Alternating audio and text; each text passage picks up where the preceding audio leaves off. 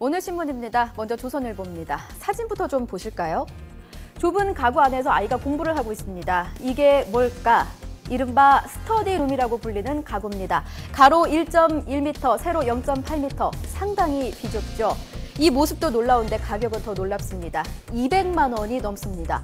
올해 4인 가족 한 달 최저 생계비가 163만 원인데 이 가구 하나면 한 가족이 한 달을 먹고 살 수 있습니다. 비싼 가격인데도 하지만 이 강남 엄마들 사이에서 인기라고 하는데요. 이유는 뭐 다 짐작하실 겁니다. 아이들이 공부를 잘하고 있는지 감시하기 위해서입니다. 산만한 아이가 진득하게 공부하는지 아이의 출입을 알 수 있게 문에 종도 달아놓고요. 심지어는 자물쇠를 채우기도 한답니다. 하지만 아이들은 감시받는다는 생각에 고통스럽다고 말합니다. 한창 예민한 시기 아니겠습니까? 굳이 이렇게까지 해야 합니까? 인터넷상에서는 현대판 사도세자의 뒤주다, 가장 효율적인 감옥이다, 인권 침해라는 비판이 쏟아집니다. 이 가구를 만든 업체는 안전하게 집에서 공부할 수 있게 하는 게 의도라며 이런 비판이 억울하다고 밝혔는데요. 따지고 보면 이렇게 억지로 공부시키는 이유, 결국은 좋은 대학 보내고 싶어서 그런 거 아닙니까? 하지만 공부만이 전부가 아니라는 사실 직접 확인해 보시죠. 동아일보입니다. 수능 만점, 공부의 신도 서울대 못 갔습니다. 올해 수능에서 유일하게 자연계 만점을 받아서 주목을 받았던 삼수생 이야기 기억하십니까? 그런데 반전이 있었습니다. 서울대 의대 시험 정시에서 탈락을 한 겁니다. 구술 면접이 30%를 차지한 서울대 의대 시험. 사실 최상위권 학생들 점수 많이 나야 1, 2점 차 아니겠습니까? 면접으로 충분히 당락을 가를 수 있다는 얘기입니다. 이 만점자, 논술과 면접을 중시한 고려대 의대 수시에서도 고배를 마셨는데요. 그렇다면 혹시나 인성에 문제가 있는 거 아니야? 라는 의심을 하실 수도 있는데 전혀 아닙니다. 옆을 좀 보시면요. 이 만점자가 SNS에 아쉽다. 하지만 자신보다 인품이 더 좋은 사람들이 의료계에 왔다는 뜻이어서 한편으로는 기쁘기도 하다, 좋기도 하다 이렇게 밝혔습니다. 이 만점자, 운이 없었을 뿐 인품도 훌륭하죠. 연세대 의대는 합격했다고 하니까 좋은 의사가 되리라 믿습니다. 중앙일보입니다. 지난해 국가별 한일 방문자 증감률을 나타낸 지도입니다. 중국 관광객 유우커는 우리나라와 일본 중에 어디를 더 많이 찾을까?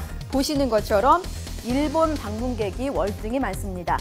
아베 총리 망언에 영토 분쟁에 방사능 공포까지 있는데 왜 우리나라가 아닌 일본으로 갈까? 정답 먼저 말씀드리자면요. 엔저와 관광 인프라 때문입니다. 엔저로 가격이 싸지다 보니까 큰손들은 명품 가방을 싹쓸이하기도 하는데 재고가 바닥날 정도라고 합니다.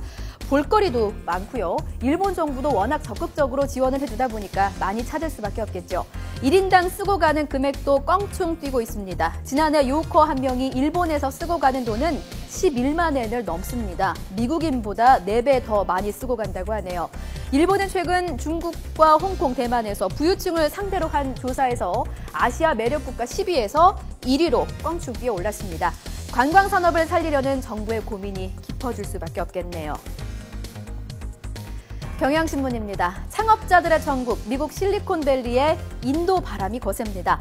마이크로소프트의 빌 게이츠가 컴백을 해서 화제가 되고 있죠. 빌 게이츠와 함께 화제가 된 인물이 바로 옆에 있는 이 사람, 사티아 나델라입니다. 마이크로소프트의 새 최고 경영자 자리에 올랐는데요. 인도 출신입니다. 이 밖에도 내로라는 기업에서 인도계 인물들이 높은 자리를 차지하고 있다고 합니다. 2012년 자료인데요. 알아보실까요? 이민자가 세운 미국 IT 기업의 창립자 출신지가 어딘지 분석을 해봤더니 이렇게 인도가 압도적으로 높습니다. 33.2%를 기록했고요. 신생 기업 비중도 15%를 차지한다고 합니다. 인도인들이 유리천장을 깨고 중심을 차지한 이유는 무엇일까? 한 전문가는 카스트와 종교, 지역에 관계없이 서로를 돕기 때문이라고 분석했습니다. 먼저 자리를 잡은 1세대가 특권을 누리는 게 아니라요. 후속 세대를 위해서 경험을 전수하고 자금을 지원하는 선순환이 성공의 열쇠였습니다. 나눌수록 커진다는 말 딱 맞습니다. 우리가 배울 게 많죠? 지금까지 오늘 신문 전해드렸습니다.